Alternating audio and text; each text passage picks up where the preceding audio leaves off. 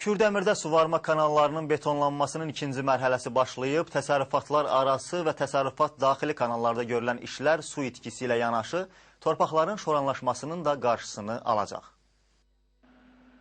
Kürdəmir rayonunda 2010-cu ildən beton kanalların yenidən qurulması işlərinə başlanılıb.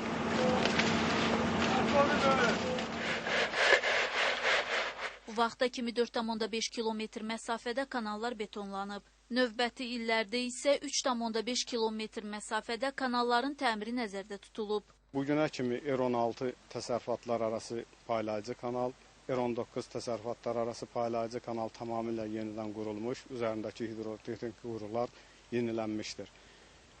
2012-ci ildən başlayaraq R15 təsərrüfatlar arası paylayıcı kanalı üzərində iş gedir. Əraziyə Kürdəmir rayonu Suvarma Sistemləri İdarəsinin texnika və canlı qüvvəsi cəlb edilib. Hazırda etalon təsərrüfatlar arası kanal betonlanır. Artıq kanalın 1 kilometr hissəsində bu iş həyata keçirilib. İlin sonuna kimi təsərrüfatlar arası kanalın 4,9 kilometrinin betonlanması nəzərdə tutulub.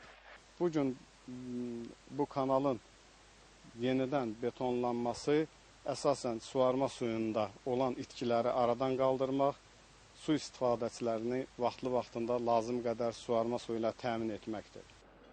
Təmir işləri Cəyli, Xırdapay və Çöhranlı kanallarında da aparılacaq. Bildirək ki, Kürdəmir rayonunda əsas suvarma işləri mənbəyini yuxarı Şirvan kanalından götürən 5 paylayıcı kanal vasitəsilə aparılır.